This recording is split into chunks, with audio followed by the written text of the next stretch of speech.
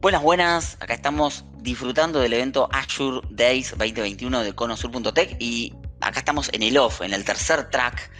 Y probablemente quizás Facundo te cuente que estés charlando en otro track en este momento. No sé cómo vas a hacer para estar en los dos lugares a la vez, pero te damos la bienvenida, Facundo Giuliani, bien italiano, bien tano. Yo también di Loreto, así que te damos la bienvenida. Muchas gracias por hacerte del tiempo para esta entrevista. Hoy que a todos le contamos que estamos a martes a la noche en Buenos Aires. ¿Cómo estás? Bien, bien. Bueno, primero que nada, muchas gracias por la invitación, por la oportunidad, por aceptar la charla y bien, por suerte todo bien y la verdad que, bueno, que es una gran oportunidad poder estar hablando en este evento de toda Latinoamérica, ¿no? Pregunta de curiosidad, ¿tenés un fondo a propósito o es tu casa? No, este es el lugar donde trabajo. Impresionante, lo tenés todo. Me da vergüenza lo que tengo atrás en este momento. Pero no, está perfecto. ¿Sabés qué es lo que pasa también? Hace menos de un mes que me mudé, entonces como que por un lado está todo vacío, pero por otro lado como que intenté armarme el lugar a gusto, ¿no? Digo, está muy bien. Pero sí, no es un fondo verde ni un fondo de Zoom esto. No, tal cual. Es todo real. ¿Tenés gatos? Sí, tengo dos. Por y eso lo de atrás es el rascador. Su oficina, exactamente. La oficina de ellos. Bien. Sí. Está muy bien. Pues la nueva normalidad nos transformó a todos. Somos privilegiados que podemos tener un espacio. Yo, más allá de que cargo con el lugar y demás, somos privilegiados que podemos tener un espacio. Sí, Sabemos ni que hablar, no todos quizás pueden tener un espacio, pero nada, muchas veces uno sacó a relucir habilidades de orden o de no orden, como en mi caso es el no orden. Pero bueno, es interesante verlo. No, a mí me gusta así como estar meticuloso, vamos a decir. Sí, lo tenés reflejado bien. Facundo, te invito a presentarte. ¿Quién sos? ¿Qué haces? ¿Qué tenés que ver con IT? O si te dedicas a otra cosa y hoy quisiste dar una charla sobre sitios estáticos, básicamente. No sé, contanos. Buenísimo. Bueno, me llamo Facundo Giuliani, soy de Buenos Aires, Argentina. Siempre viví acá, o sea, nací y viví acá siempre. Desde la secundaria más o menos que estoy involucrado con todo el tema de informática. Estudié en una escuela secundaria con una orientación en informática. Ya desde esa época me empezó a gustar todo el tema de la programación. Estuve haciendo algunas cosas mayormente relacionado con tecnologías Microsoft. En esa época había algo que, bueno, no sé, yo tengo 32 años, capaz que si me está escuchando gente más joven no va a saber de qué estoy hablando, pero había un lenguaje de programación, una tecnología que se llamaba Visual Basic 5.0, con el que podías hacer lindas interfaces de usuario para aplicaciones de Windows. Y bueno, ese fue como mi primer vínculo con la programación, con el desarrollo de software. En la escuela, con proyectos, he hecho incluso juegos, bueno, si son argentinos lo conocerán, pero con unos amigos hicimos como un juego del truco y hasta llegamos a diseñar una mini inteligencia artificial que jugaba contra vos, o sea, vos jugabas al truco contra la computadora. Sí, la verdad que lo cuento porque en esa época era como, wow. Obviamente al usuario era como, wow, estoy jugando al truco contra la computadora. Si te ponías a ver el código, se notaba que recién estaba dando mis primeros pasos, pero bueno, o sea, imagino que a todos nos pasó. Y nos sigue pasando. Y bueno, sí, ni hablar, totalmente. Y bueno, cuando termino la secundaria, me anoto en la universidad, estudié y me gradué de ingeniero en sistemas en la Universidad Tecnológica Nacional. En paralelo a mis estudios, empecé a trabajar a eso todavía tenía 18 años, empecé a trabajar en una software factory. Primero empecé trabajando así part-time, unas 5 horas al día, programando también con Visual Basic 6, que era lo que ya sabía usar en ese momento. Y después, bueno, a partir de ahí, al día de hoy, que fueron casi 15 años aproximadamente, sí, un poquito menos. Todos estos años estuve trabajando relacionado al desarrollo de software como programador, primero aplicaciones de escritorio, después de aplicaciones web, trabajé con el frontend, trabajé con el backend, estuve haciendo un poco de análisis también. Bien. Y ahora mismo en este último tiempo trabajo liderando un equipo de desarrollo web, de una plataforma web, de una empresa de Texas, de Estados Unidos, trabajando de manera remota hace ya 6 años. Así que todo este tema de la pandemia, del COVID y de trabajar desde casa, a mí no me agarró improvisado, ya hacía como 4 años que venía practicando del tema, pero sí, un montonazo de años trabajado e involucrado con el tema del desarrollo del software. Bien. Y se nota, además, tenés un muy lindo micrófono. Yo te contaba antes cuando estábamos en línea, yo también tengo el mío, pero no me estaría fallando en este momento, así que agarré lo clásico. Agarré lo clásico, está perfecto. Siempre me voy a acordar de un consejo, de consejos que me han dado en general, pero para trabajar en forma remota, no importa si se te ve mal, pero se te tiene que escuchar muy bien. Me decían. Sí. En especial si hablas con una persona en un idioma que quizás no es el tuyo, ¿no? Más que nada por si cómo te estás expresando vos o por cómo se está expresando la otra persona, capaz que hay un cortocircuito y ahí te perdiste. Es importante algo, evitarlo, ¿no? Sí, claro. Exactamente. No, nos hablaste de muchas tecnologías viejas, inclusive en la descripción de tu charla, arrancás la descripción, no sé si lo tenés tan presente, pero arrancás la descripción diciendo si recuerdas a Microsoft Frontpage. Yo en mi caso sí lo recuerdo, pero bueno, yendo a tu charla, estás... O nos vas a hablar, o nos has hablado, dependiendo del momento en que esto salga al aire, sobre Jamstack, sitios estáticos y Azure.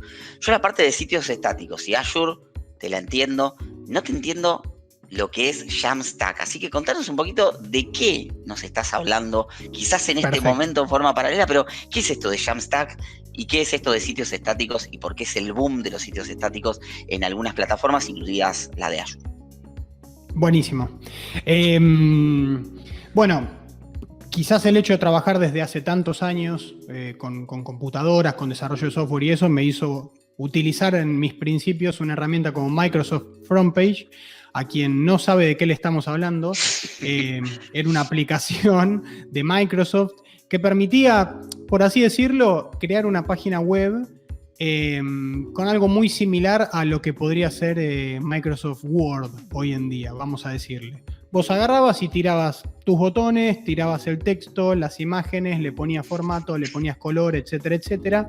Lo que en realidad estaba haciendo esa aplicación por detrás era generar código HTML. O sea, las imágenes que vos mostrabas, las imágenes que vos subías, el estilo que vos le dabas al texto, lo que estaba haciendo era generar automáticamente código CSS para darle estilo a ese código HTML y etcétera.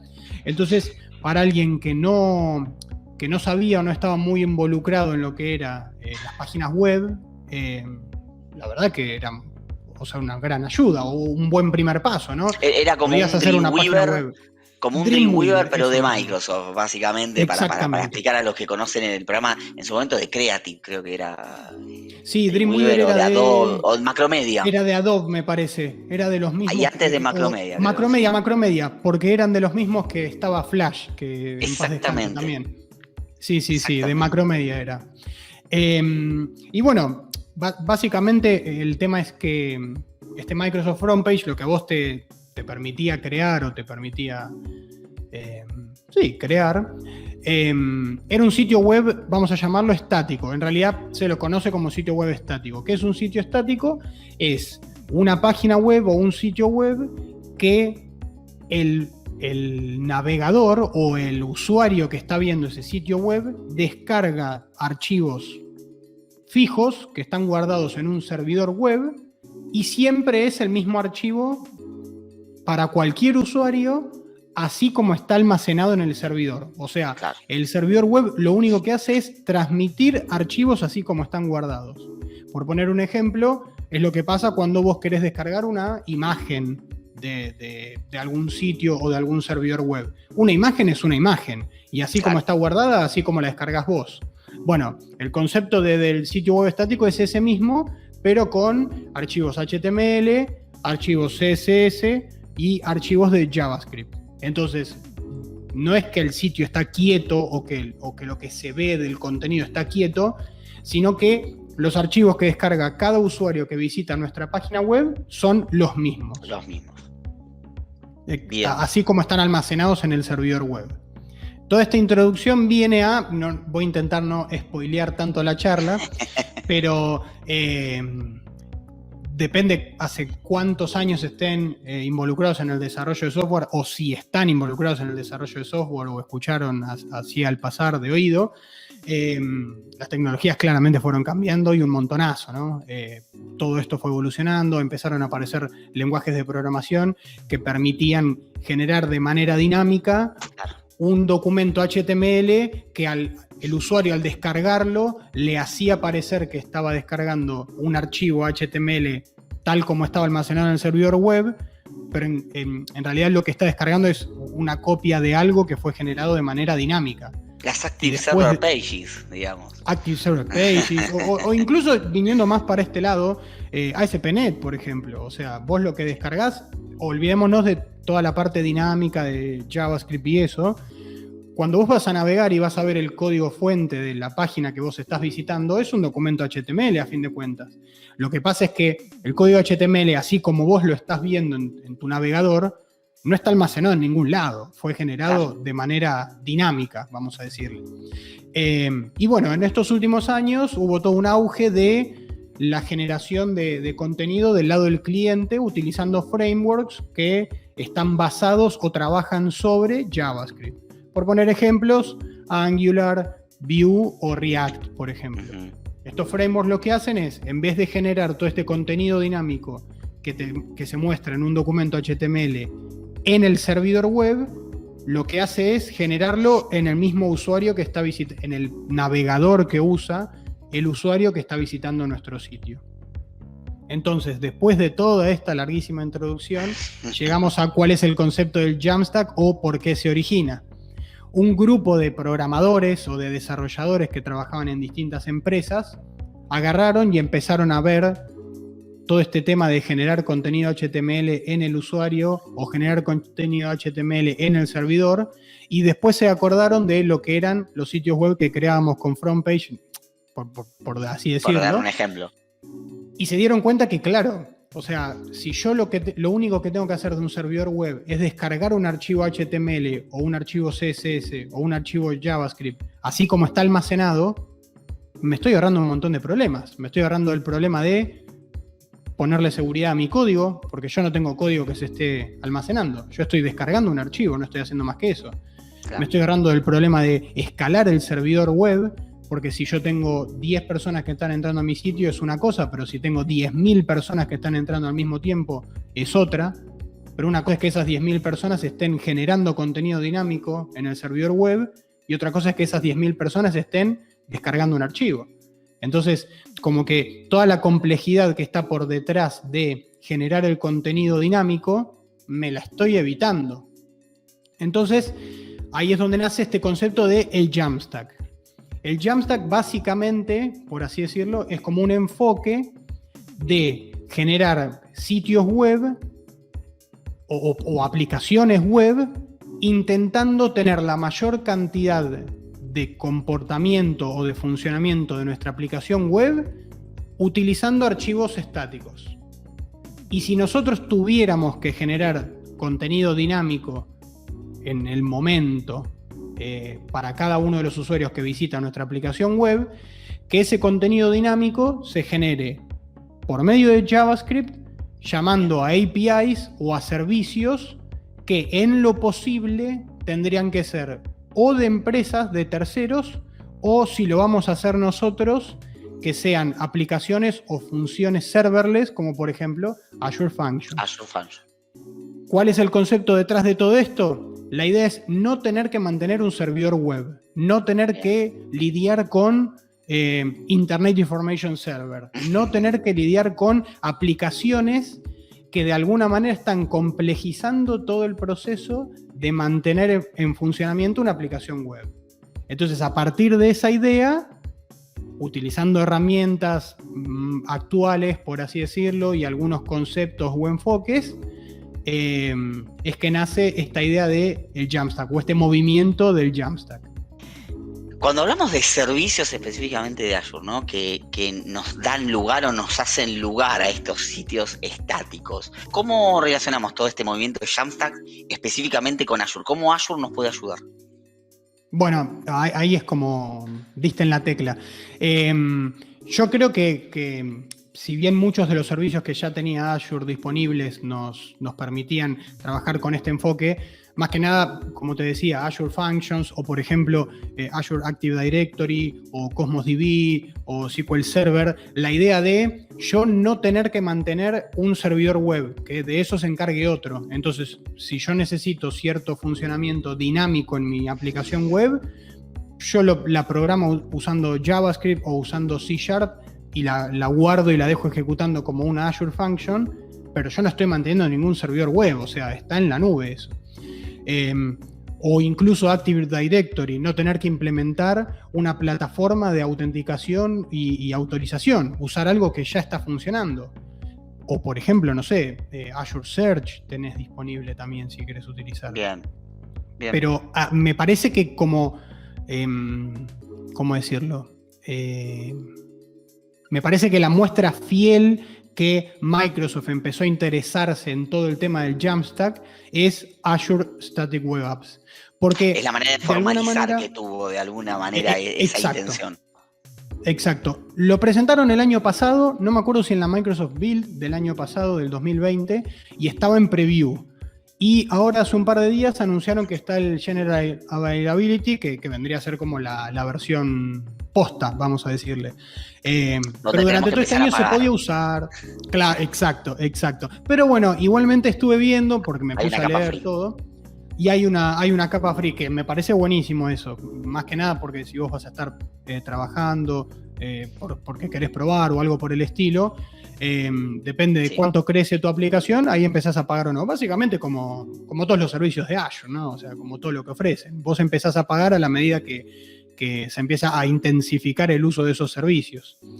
Pero Azure Static Web Apps me parece una muy buena idea, o me parece que es como que dijeron, che, mirá, vos te interesa el Jamstack o estás interesado en esta manera de crear aplicaciones, nosotros tenemos esta herramienta que se mete como en todo el circuito del Jamstack. De vuelta, no quiero spoilear mucho la charla, pero el hecho de brindar archivos estáticos, de mantener esos archivos estáticos, de exponerlos como si fueran una aplicación web a la que vos podés visitar, a la que vos podés navegar, y en paralelo conectar eso con, bueno, primero que nada, Azure tiene redes de CDNs, de Content Delivery Network, que lo que hace justamente eso es alojar archivos estáticos. O sea, una CDN es una red de servidores o de nodos que alojan archivos estáticos y que están especializadas o son más performantes para servir archivos estáticos. Lo que pasa es que si yo te digo servir archivos estáticos, quizás lo primero que se te viene a la cabeza es una imagen o un video o no sé, un archivo de audio, pero claro, en el medio yo lo que puedo hacer es alojar archivos HTML, JavaScript y CSS y tengo un sitio web funcionando en una CDN, ¿no? Y en paralelo conectar eso con funcionamiento dinámico utilizando Azure Functions. Ahí, entonces, sí. No, terminá vos porque te quiero hacer una pregunta polémica. No, entonces como que la idea es, digo que como que brindan esta herramienta para el Jamstack porque vos estás alojando un sitio web que funciona, que si necesitas contenido dinámico está soportado también, y en ningún momento estás vos manteniendo un servidor monolítico, vamos a decirle, o un servidor web en el que vos te tenés que encargar de la configuración. Agarrás y le decís a Azure, che, mirá, este es mi repositorio de GitHub en el que yo tengo todos los archivos de mi aplicación web, encárgate que funcione, o sea, mantenémelo. Lo poquito que pude ver es impresionante el movimiento que hay detrás y claramente está impulsado con tecnologías como Angular, Vue y React, como vos habías comentado. Sí, totalmente. Y no solo eso, o sea, bueno, hay todo como Hay toda una corriente de todo el tema del Jamstack que incluso ya están yendo un poco más allá también, pero frameworks que aparecen como Gatsby, bien decías, o por ejemplo Next.js o Hugo para el lenguaje de programación Go, y después, bueno, un montón de software as a service que aparecen no solo de Azure, sino de mil cosas que como que plantean su producto desde un enfoque que bastante tiene que ver con el Jamstack. Entonces, sí, no sé si es una moda, no sé si es un movimiento, no sé cómo va a evolucionar, no sé si es, claro, no sé si es la piedra que está poniendo como para que aparezca otra cosa. Sí sé que, o me parece que es un enfoque distinto, que no necesariamente aplica para todos los casos de uso, lógicamente, pero que me pareció una manera, ¿cómo decirlo?, original de pensar las cosas o de pensar las aplicaciones web o los sitios web, depende de cómo sea. Y más que nada quizás, bueno, el hecho de, como te decía, de ya estar hace varios años trabajando en programación y todo, y ver que un sitio web estático se usa, y sitio web era lo primero que yo hacía hace 10 años o más, fue como, mirá qué cíclico que es todo, ¿no? Digo... La base de HTML, CSS y JavaScript sigue estando, seguirá estando, Es eso. y sin lugar a dudas JavaScript es el lenguaje de la web. Pero Es más eso. allá de eso, sí es verdad que los ciclos en su momento, y ahí hacía referencia a Active Server Paging, ¿no? O ASP, que fue con lo que yo me inicié en programación. Con esto no quiero derivar en mi edad, no es el momento, pero más allá de eso es, en Active Service Pages, fíjate que todo el foco estaba puesto en el servidor. Ahora bien, volvió al cliente, pero de una manera mucho más potenciada y a través de frameworks o librerías. Tampoco vamos a hacer esa pregunta polémica para entender y demás, pero todo volvió al navegador, pero volvió al navegador potenciado, ¿no? Con creación dinámica, porque de estático tiene poco normalmente. Sí, totalmente. De hecho, bueno, también va evolucionando JavaScript, ¿no? O sea, vos agarrás código JavaScript de hace 10 años y como que las posibilidades que tenías o los features que tenías disponibles para hacer cosas, por cuestiones de soporte de los navegadores, son mucho menos de las de hoy en día. O sea, hoy en día la verdad es que JavaScript evolucionó, y el JavaScript nativo me refiero, no un framework o una herramienta o una librería. Yo agarro el JavaScript sin agregarle nada y puedo hacer algo con un código que hace 10 años era inimaginable, que quizás otros lenguajes de programación sí tenían, pero JavaScript no, era un lenguaje para hacer cosas muy simples, ¿no? Se me cae una lágrima con BBScript. Yo cuando inicié... Bueno, ni hablar. Vos fíjate, cuando inicié en el mundo de la programación de la peor manera posible, porque siempre elegí el camino más difícil, más problemático y demás. Pero si no es aburrido. Me había enamorado de BBScript. Claro, la desilusión que tuve cuando me di cuenta que solamente se ejecutaba en Internet Explorer, no te cuento, porque inclusive podías hacer aplicaciones de escritorio, por así decirlo, entre comillas, de escritorio, pero tenías el BBS que hacías el doble clic, se ejecutaba y demás, pero bueno, son todas cuestiones históricas que más del 80% de las personas que nos están viendo seguramente me van a estar diciendo, ¿de qué estás hablando? Facundo me habla de front page, vos me hablás de BBScript. Y de Internet Explorer, ya con esto completamos. ¿Qué me subí al DeLorean? Primero, los que no vieron tu charla, los invitamos después a cambiarse de track y verlo offline, porque la magia de YouTube hoy en día te permite. YouTube que utilizaba Flash en un primer momento, les cuento a todos los que nos están viendo que YouTube utilizaba Flash. Sin Flash no podía reproducir YouTube. Pero más allá de eso, cuando termine esta entrevista pueden ver tu charla claramente, pero ¿qué les recomendás para iniciarse en el mundo de Jamstack? ¿Cuál es tu stack preferido de Jamstack, ¿no? ¿Qué es lo que recomendás y de qué manera? ¿Por dónde les recomendás arrancar para que un poquito todo esto se aclare? Buenísimo. Como sugerencia, primero hay un sitio web oficial, por así decirlo, del movimiento de Jamstack, que es jamstack.org. Y eso me parece como la fuente a ir, más que nada porque lo creó incluso este grupo de gente que ideó el concepto. Y la verdad es que la página está buenísima porque te da una definición, te da listas de herramientas relacionadas al Jamstack, tutoriales, sitios web que fueron hechos con el Jamstack. distintas opciones de herramientas relacionadas con el Jamstack y sus repositorios en GitHub. Eso como para meterse más o embeberse más en el tema.